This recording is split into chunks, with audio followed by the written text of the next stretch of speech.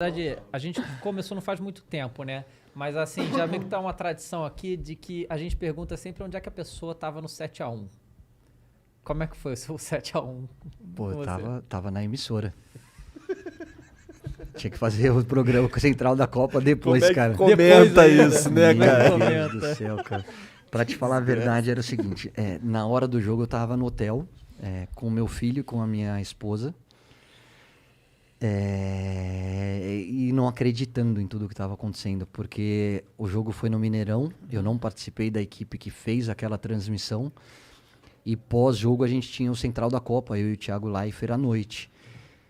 E cara, na hora que faz o 4-1, a gente começa a se ligar e fala, é surreal, não dá pra, é inacreditável o que tá acontecendo. E aí a gente se encontra na TV e fala, como é que a gente vai fazer um programa depois de um 7-1, que é um programa alto astral, alegre? Foi um desafio, cara. Porque, acima de tudo, como brasileiro e eu como ex-atleta, cara, você tá muito machucado. Não tá tem muito alto astral chateado. num programa Não assim. existe, Não não tem. existe. Mas deve imaginar como é que os jogadores estavam, né? Numa situação daquela ali, né? Cara, é surreal, nunca mais vai acontecer. Se Deus Bate na quiser, madeira, se se Deus Deus quiser. quiser. Não, vai acontecer quando a gente fizer na Alemanha de novo, entendeu? É. A gente vai devolver, em algum momento a gente vai devolver essa desgraça pra eles. Porque não é possível. Mas eu tava num hotel no Rio de Janeiro. E tu, tava onde que eu não sei? Tava em casa, eu, minha mãe e meu irmão. Minha mãe chorava, É? desespero, foi... Tu tava no Mineirão? Nossa. Eu tava onde, cara? Acho que eu tava em casa também, incrédulo. Eu lembro que a reação... Eu não tava sozinho, eu tava vendo o jogo com meu pai. Foi de...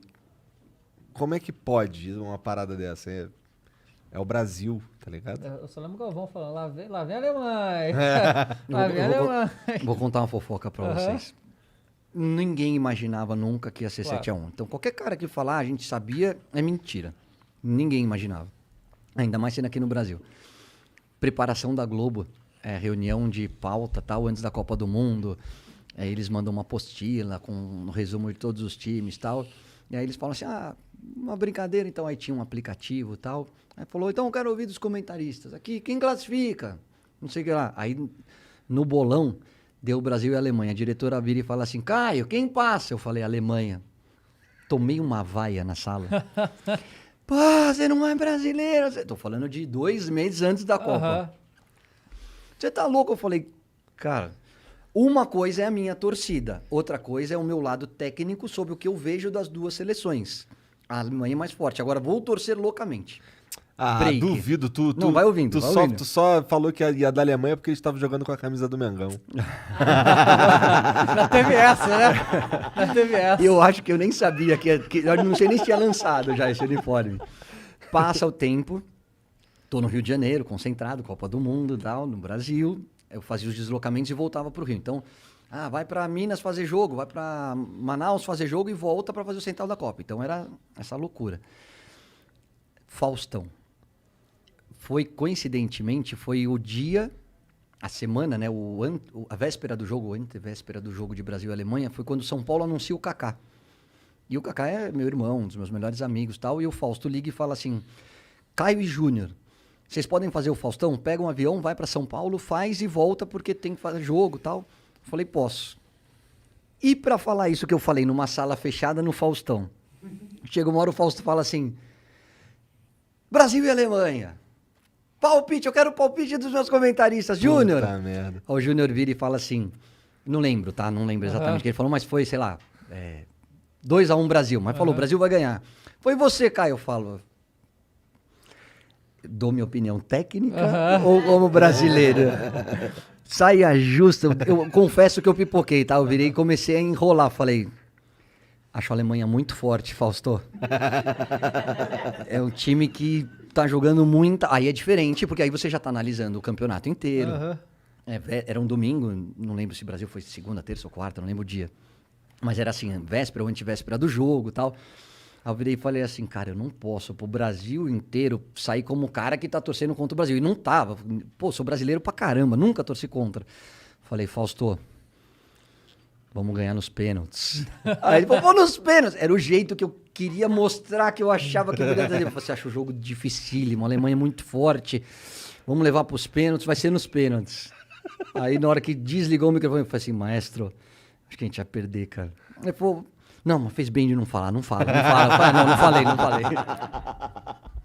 Tá certo, né? Você não vai pegar mal. E aí, assim, né, você falou da sua opinião técnica. E agora? A opinião técnica para ano que vem? Tipo, vendo o que tá rolando na Europa, que assim... Eu como torcedor, eu acho que a nossa chance é muito pequena. O que você tem achado da seleção brasileira? Cara, eu acho que, assim, nós temos um adversário aqui na América do Sul, que é a Argentina. Uhum. Não dá pra comparar a intensidade com o que se joga na América do Sul com o que se joga na Europa. Na hora que eu fiz isso, a minha quinta-feira, eu assisti França e Bélgica, às 4 da tarde. Aí eu assisti São Paulo e Santos às 7 da noite. E fiz Brasil e... Caramba, me deu branco. Brasil e Venezuela. Não, antes... Brasil e Venezuela. Brasil e Venezuela às 9 da noite.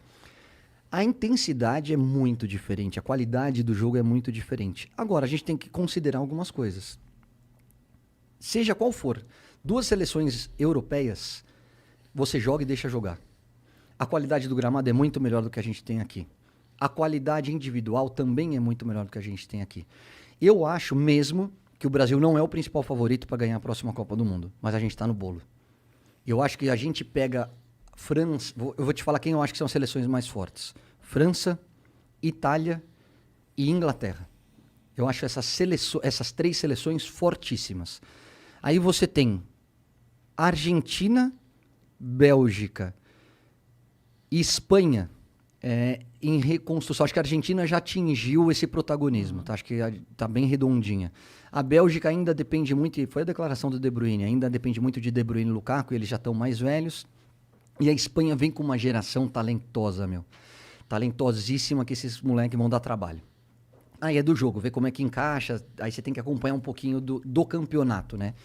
Mas eu acho que hoje, e é uma discussão que eu tenho muito no Bem Amigos, e o pessoal não concorda comigo, hoje o Brasil joga contra qualquer seleção do mundo em condições de ganhar ou perder de qualquer seleção do mundo.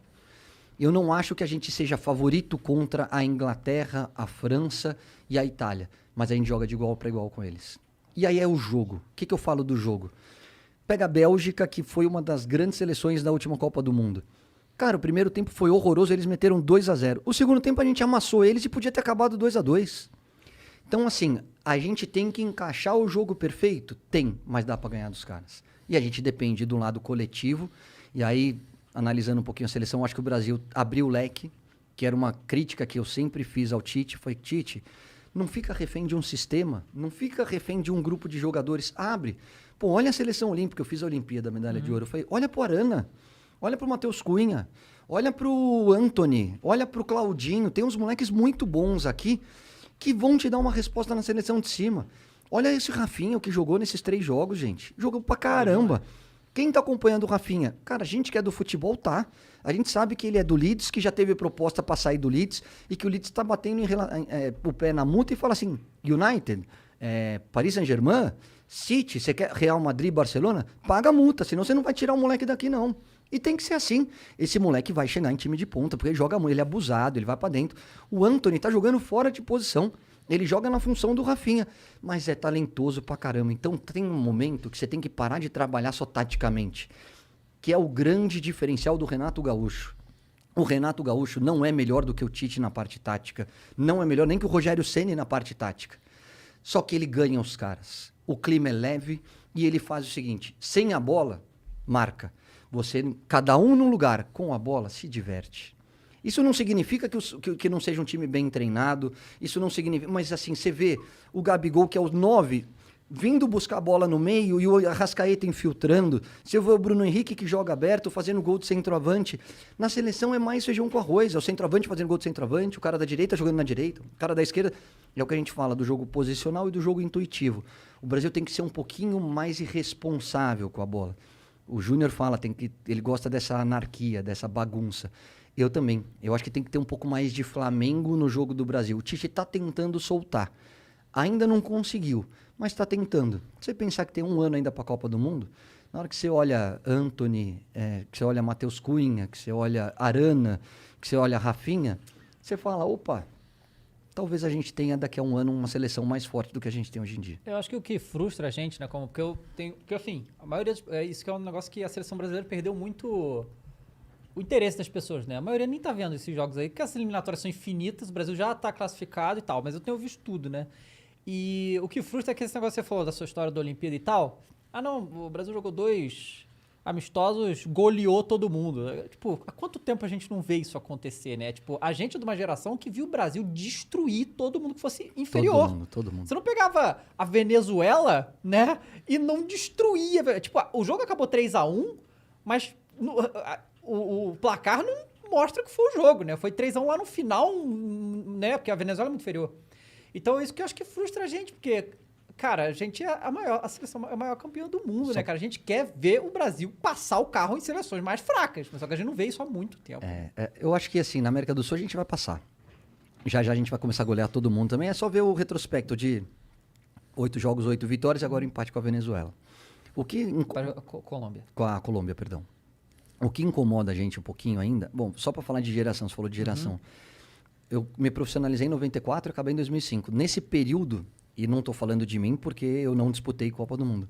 Nós disputamos 3 Copas. 94 a gente foi campeão, 98 a gente foi vice-campeão, 2002 a gente foi campeão.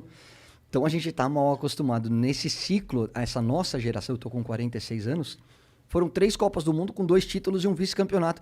E um vice-campeonato porque o Ronaldo Fenômeno teve o... Não tirando o mérito da França, que era um timaço, mas teve a história da convulsão. O que eu acho... em relação a tudo isso que a gente falou, e aí não é criticar a CBF, porque eu acho que eles não têm tanta culpa. São 2 coisas que eu acho que a gente sente falta. Uma é essa que você falou, a gente se impor em relação aos adversários mais fracos. Enfiar 4, 5 e falar, ó, aqui é Brasil e não vamos fazer 2-0 e ficar tocando de ladinho, nós vamos enfiar 5, 6 para você aprender que aqui é Brasil. E a outra coisa é o jogo contra grandes times da Europa. Isso é uma sacanagem, e eu entendo porque faz parte do jogo. Cara, eles se blindaram. A Europa não quer jogar contra a gente, não quer. O que a França, a Espanha, a Itália, estou falando dos últimos campeões, aí a Bélgica não chegou, mas assim, essas grandes potências, elas estão ganhando a gente todo o confronto de Copa do Mundo. Então eles entenderam, falaram assim, por que eu vou dar arma pro inimigo? Por que eu vou jogar contra o Brasil? Para eles entenderem o meu jogo, para eles me estudarem, para na hora do vamos ver eles ganharem de mim? Não vou. Então eles estão negando. E eu falo muito com o Juninho, falo muito com o pessoal da CBF, o Caio. Eu tento toda a janela. Eles não querem. Agora eles inventaram essa Nations League. O que é a Nations League? É mais um campeonato para ganhar dinheiro. Não vamos ser hipócritas aqui, eles querem ganhar dinheiro e se enfrentar entre eles. Ou você acha que é mais legal fazer um jogo França e Espanha na final da Nations League ou fazer França e Andorra? Para eles é legal também. Então eles se blindaram de um jeito que eles continuam evoluindo, porque se você pegar a média, eu volto a dizer, tem Brasil e Argentina aqui na América do Sul. O Uruguai é a terceira potência, mas eu acho que muito distante. Mas Brasil e Argentina é pau a pau contra qualquer seleção da Europa. E na Europa tem 12. Você tem Inglaterra, Itália, Espanha, França, Bélgica, me ajuda aí, galera. Holanda, Portugal, Alemanha, esqueci da Holanda. Só aí são 8. Então você está jogando o tempo todo em alta intensidade contra os melhores. A gente só tem a Argentina para jogar. Então, quando você joga com os melhores, você evolui. Quando você joga com adversários mais fracos, ele não te tira da zona de conforto. Não te tira da zona de conforto, não exige o seu melhor, entendeu? Por quê? Porque as coisas fluem muito naturalmente. É a história dos caras que vêm da China. O cara que vem da China vai precisar de 1, 2 meses aí para entrar em um nível de competição legal e vai ter algumas lesões musculares pelo caminho. Por quê? Porque lá é muito diferente o nível do futebol do que se joga aqui no Brasil. E na Europa é muito diferente o nível do futebol com que se joga aqui no Brasil.